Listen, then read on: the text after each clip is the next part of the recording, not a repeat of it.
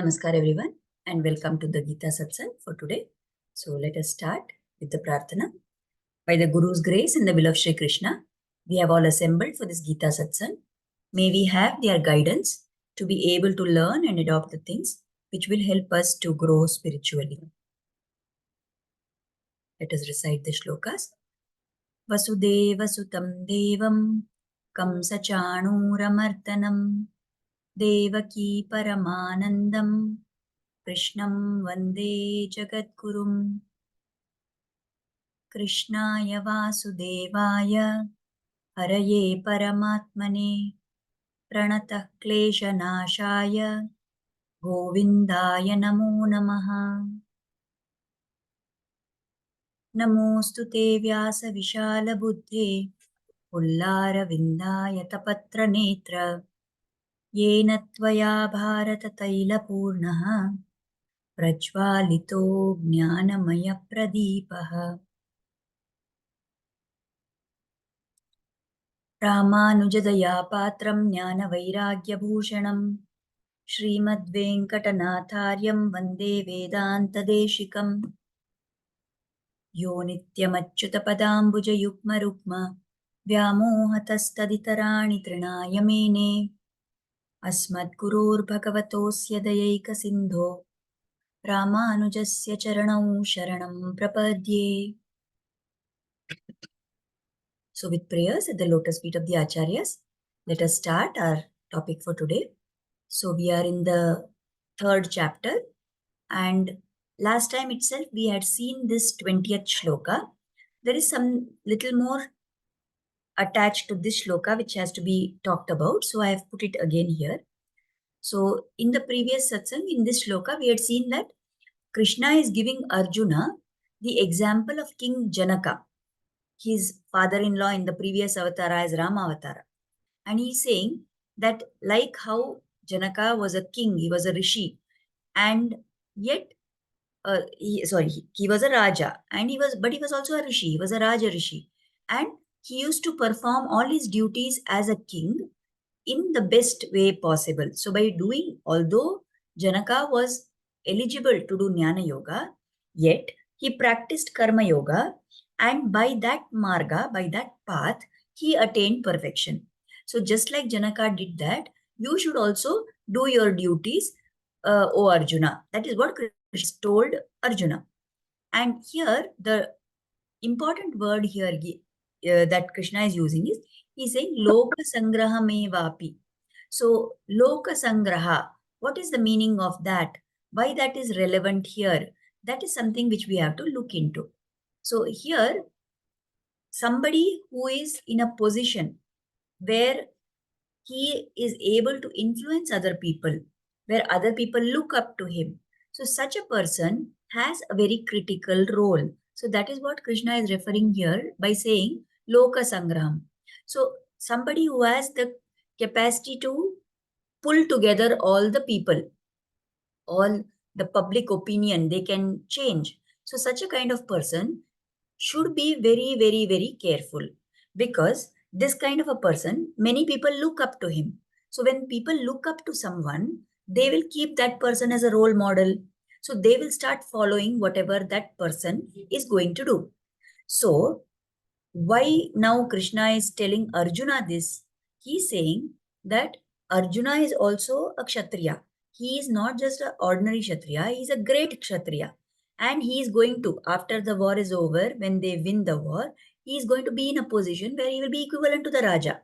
Okay, Yudhishthira will be the Raja, but Arjuna is also going to be in that leadership position. So, it is very important for Arjuna to realize the impact of his actions on people who are looking up to him, on people who are seeing him as a role model. So Krishna is saying, for the sake of argument, let us assume that Arjuna is having the capacity to do Jnana Yoga. Of course, right now we know that Arjuna is not having that capacity as of that moment, because he is still overcome by emotions. But suppose you assume that Arjuna had the capacity to do Jnana Yoga. And let us say that he practices Jnana Yoga. Now, because he is in that leader position, what others will do? They will say, oh, Arjuna followed Jnana Yoga. So probably that is the right thing to do. let us also follow Jnana Yoga. But all these other people who are going to follow Arjuna, they they will try to follow his actions. They will try to follow what he's doing. But will their capacity be the same as Arjuna? Definitely not. They are not going to be as capable as Arjuna of following Jnana Yoga. So what will happen to them? They will falter on the path. They will not reach the goal.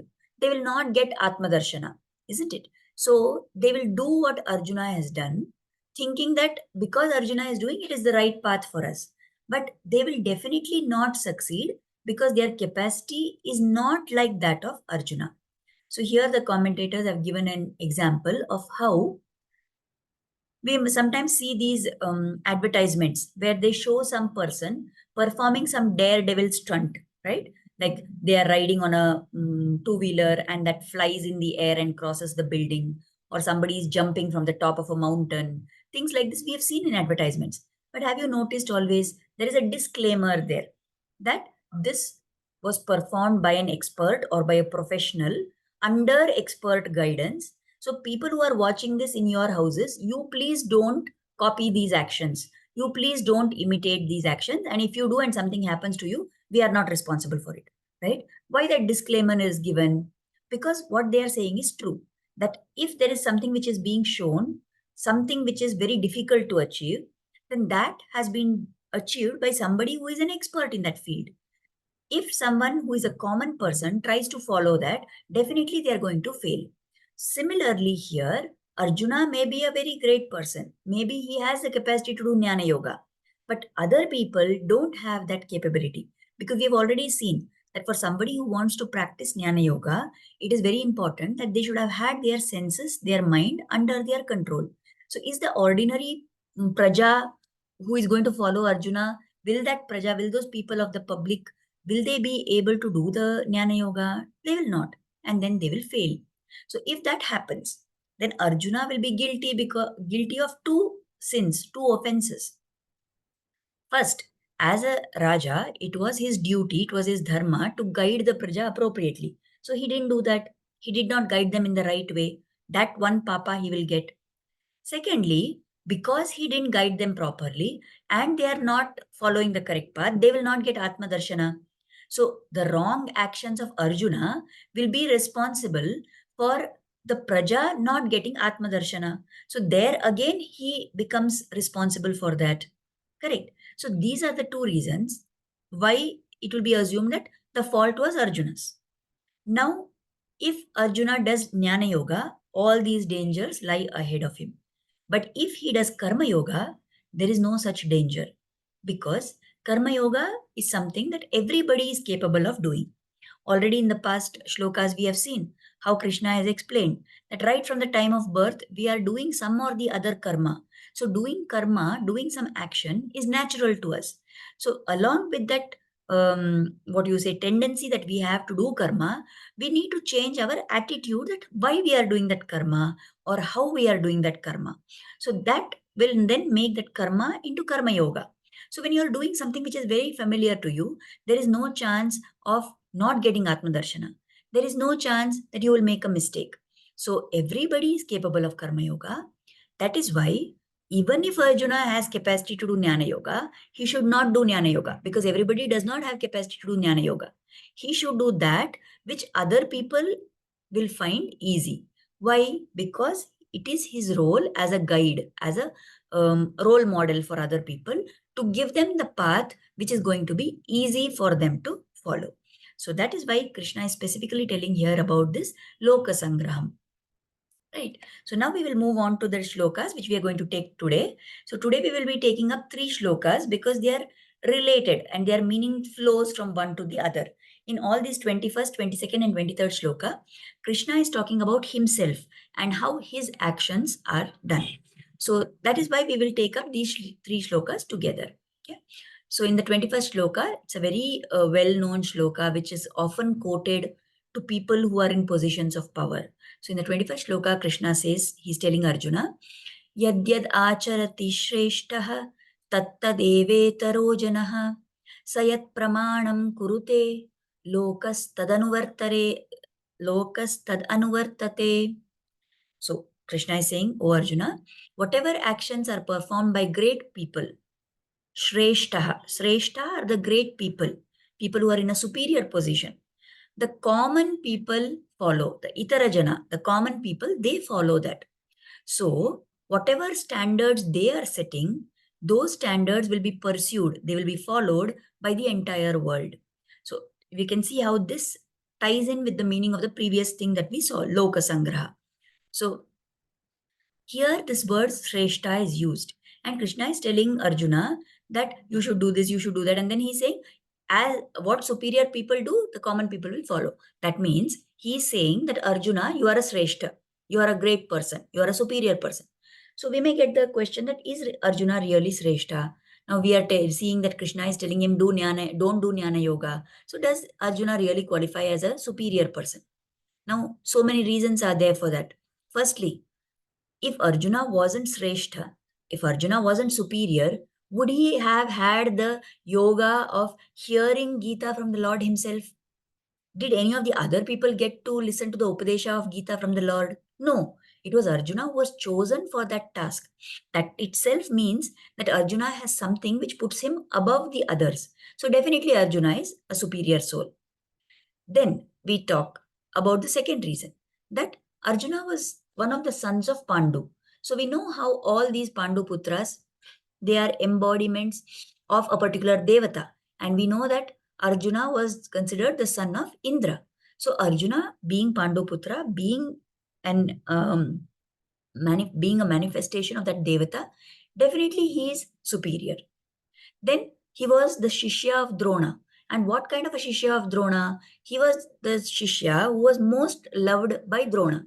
So Drona's favorite Shishya, not because of blind affection, but because of all his qualities that he had as a Shishya, he was the most favorite disciple of Drona.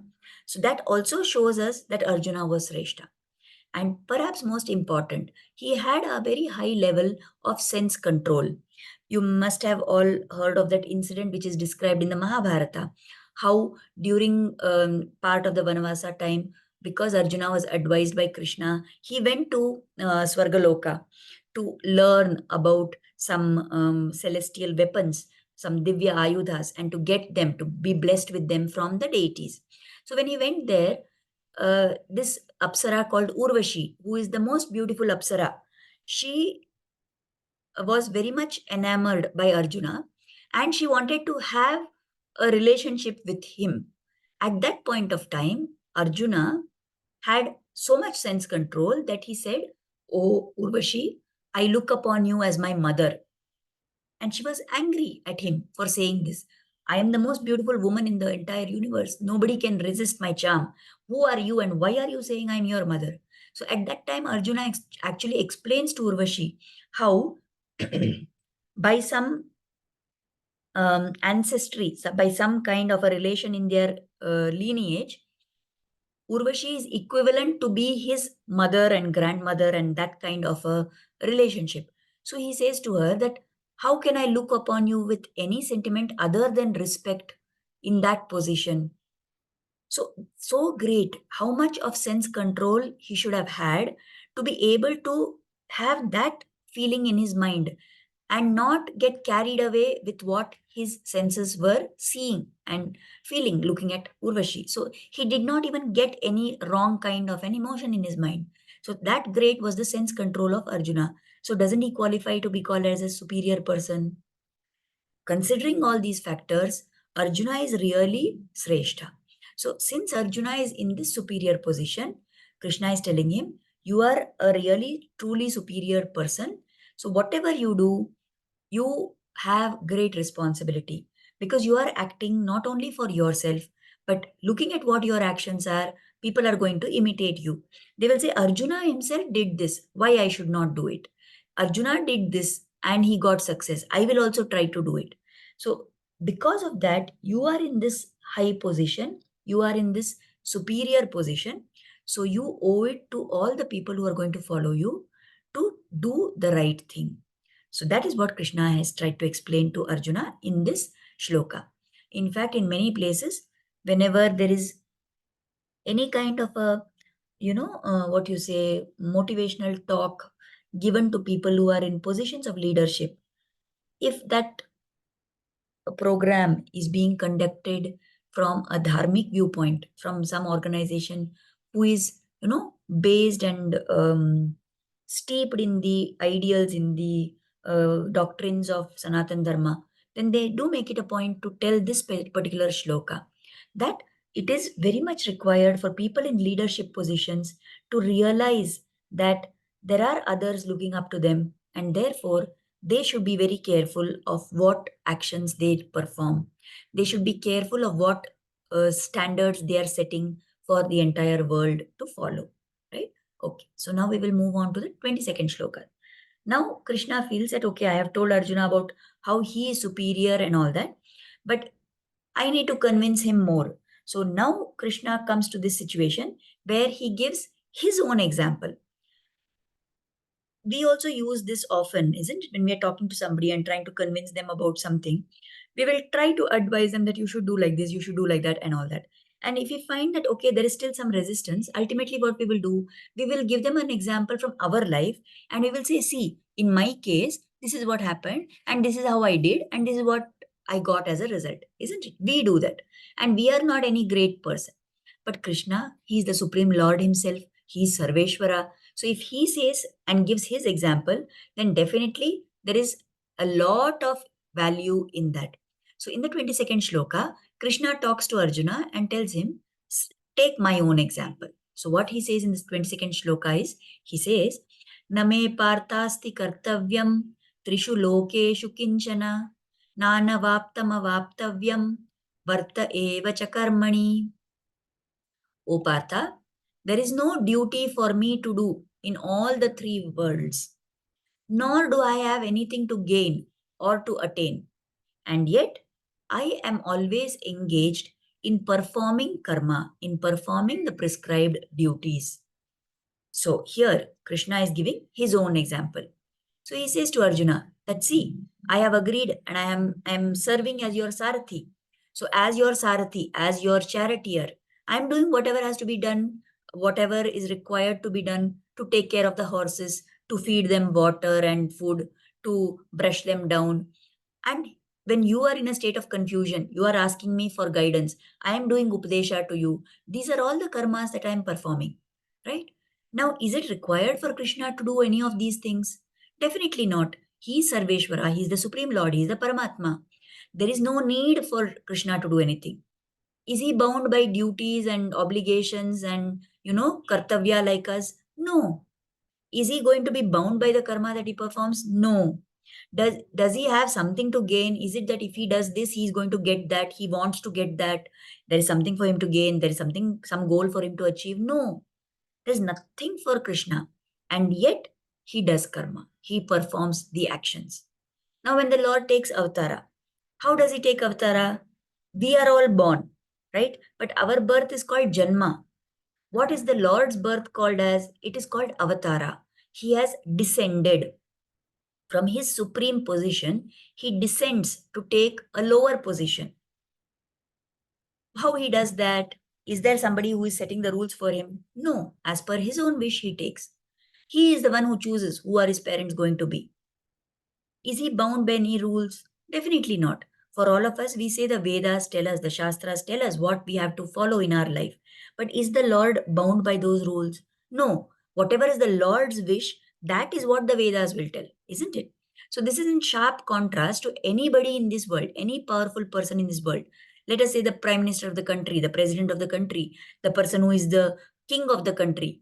Now, people in this worldly life, however high may be their position, however powerful may be their position, what is the rule for them? Whatever rules they have made for the rest um, of the world to follow, they have to also abide by those rules, isn't it? But for the Lord, does this apply? No. His word, his rules are the Vedas. Does he have to follow those rules? No, because he is above and beyond all those rules, isn't it? So he does not need to follow any rules, and yet he is following the rules. Why? Because he realizes that whatever he does, the world is going to follow that. the world is going to point fingers and say, Krishna did like this, right? So that is the reason why all the actions which Krishna is doing, he is doing them in such a way that when people follow it, they will not go off track. So he has studied in the Rama Avatara, the Lord studied under Vasishta. He took lot of guidance and teaching from Vishwamitra. In Krishna Avatara, he went and spent time in the Gurukula of Sandipani. What was the need for the Lord to do all this? He is the one who knows everything, isn't it? We already said he is the one who has created this entire universe. Everything in the universe is his and belongs to him and is created by him. Does he need to study something? No. Then why does he play this role of a student? Because tomorrow people will point fingers and say, see Krishna, he never studied. Why should I study? See Rama, he never studied. Why should I study? But now that Krishna has done it, everybody is bound to do the same thing. Rama has done, so we have to do. Krishna has done, so we have to do. Right? So, like this, to make sure that people who look up to him have the right track to follow, that is the reason why Krishna is doing all these things. So, that is what he's trying to explain to Arjuna, that there is absolutely no need for me to do anything. I don't have anything to gain. I don't have anything to attain. And yet I am doing these duties, O Partha. So what is the meaning now here? He's trying to tell Arjuna that I am myself doing all this. What is there to stop you from doing it? Why should you not say that you don't want to do the actions? Right? Then we come to the 23rd shloka. So he continues that if I had not done, what is going to happen? So in the 23rd shloka, Krishna says, Yadi hyayam na varteyam jatu karmanyatandritaha mama vartmanu vartante manushya partha sarvashah. O Partha, he's telling, I am doing all these actions and all this. Why? Because. For means because. Because if I did not carefully perform the prescribed duties, all men would follow my path in all respects. So Krishna is worried. He does not want people to go on the wrong path. That is why he says, if I had not performed these actions, then people also would not do those actions. And that is why I am doing it. If I was lazy and I did not do any work, I did not do the karmas, then all human beings would also be lazy. They would also do the same. So that is the reason why I am performing these actions. So here the acharyas give us some extra, insight by giving examples from previous avatars of the Lord. Now, we have all heard of the Varaha form of the Lord, where the Lord took the form of a boar, a wild boar. Now, when he took this form, the Lord, when he takes an avatara, he takes avatara in such a way that he gets into the very essence of that form which he has taken. There is a curious thing which is told that when this Varaha was came into existence, Varaha came as a very tiny boar. He emanated from the sneeze of Lord Brahma because the Vedas had been taken away and the Bhumi had been taken away. So that Varaha came in that boar form. Now, when he came, he was very small and then he grew to a large size. But however big that size that he took, still it was noticed that other Varahas, other boars who were there in that place, did not run away from this Varaha form of the Lord. Now, when is it that one animal will run away from another of its kind? If it senses that this is not actually belonging to my category, it is somebody who has come in a disguise.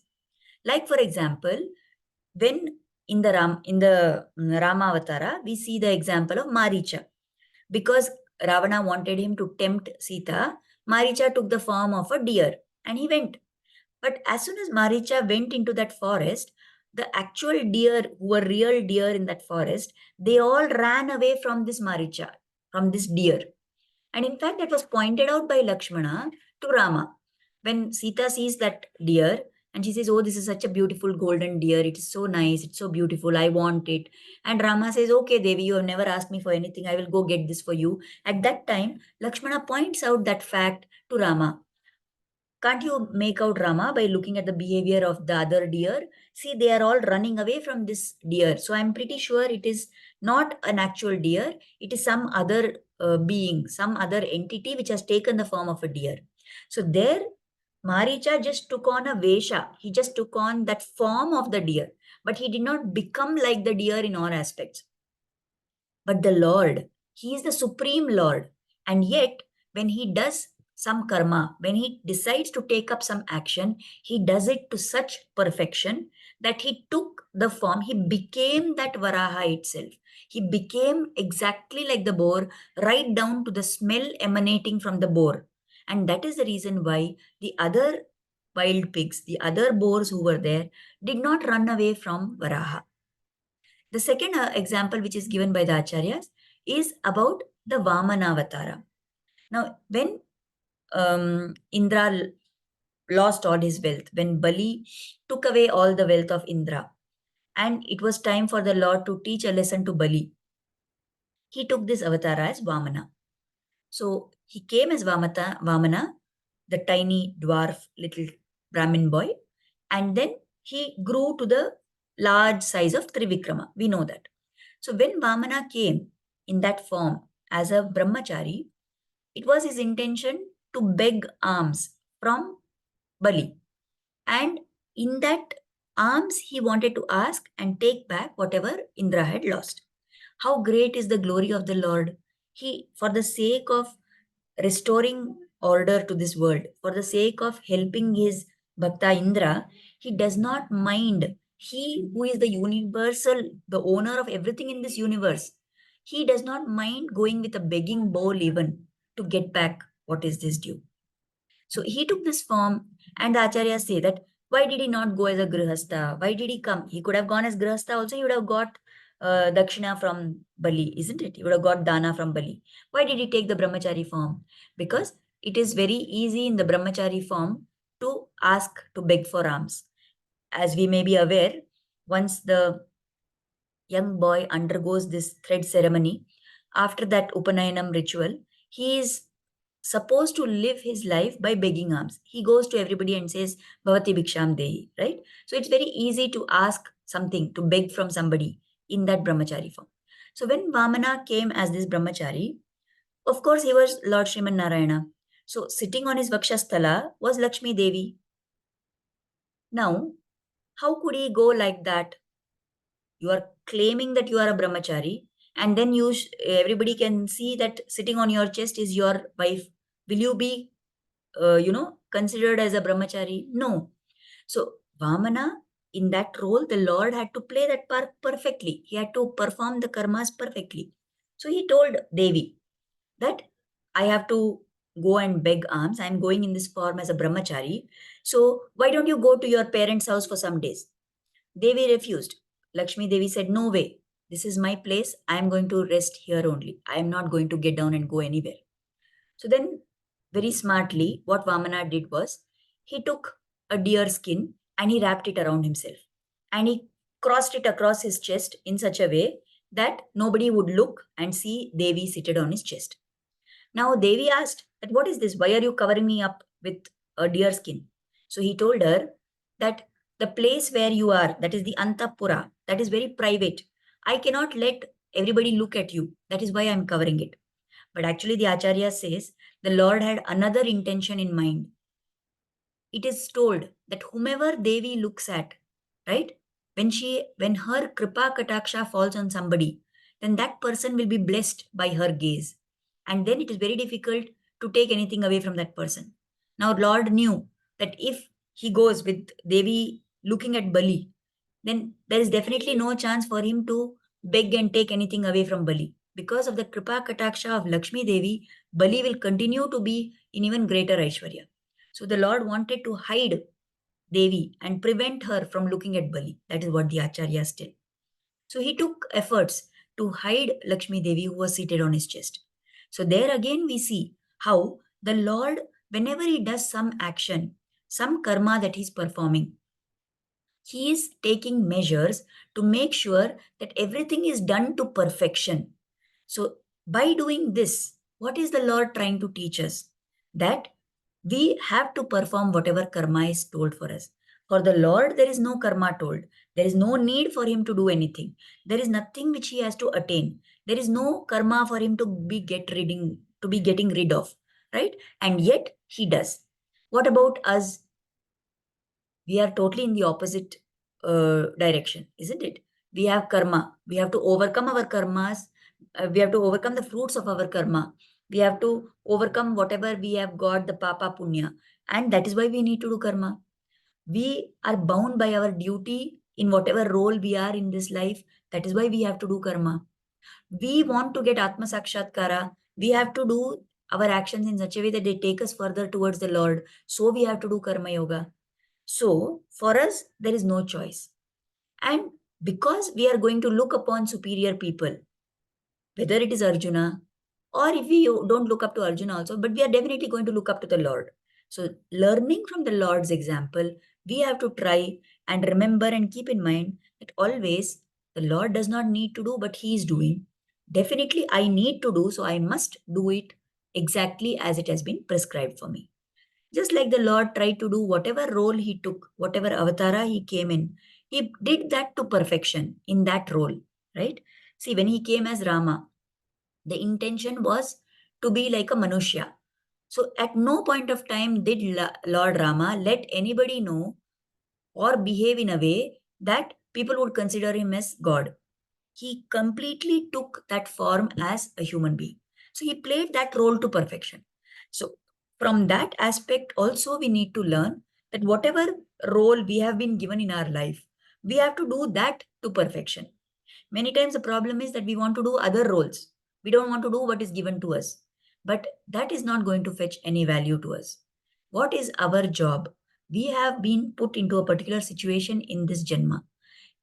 During this, in this situation which I am in, what can I do? How can I perform my karmas in the best way possible so that it becomes karma yoga and leads me forward to atma darshana? That is what I have to keep thinking about, and that is the way in which I have to perform karma, by taking the example of superior people who are far beyond my stage, who have shown from their actions how I should perform my actions. And I must take inspiration on the Lord Himself, who is performing karma, although there is no need for Him to do it. So, on this note, we have come to the end of this topic. Next, further, Krishna is going to again give one more bit about this advice, and then he's going to continue further and tell Arjuna more and more about Karma Yoga. So we will take that up in the further satsangs next week onwards. For today, we will stop here for now. Thank you everybody for attending. We will offer Kritagnyata and then we will close. Let us offer Kritagnyata, gratitude, at the lotus feet of Sri Krishna and Guru for inspiring us to start and join this satsang. And let us pray for their blessings and grace to always be on us. Thank you everybody for attending the satsang, and we'll meet again next Thursday. Namaskar.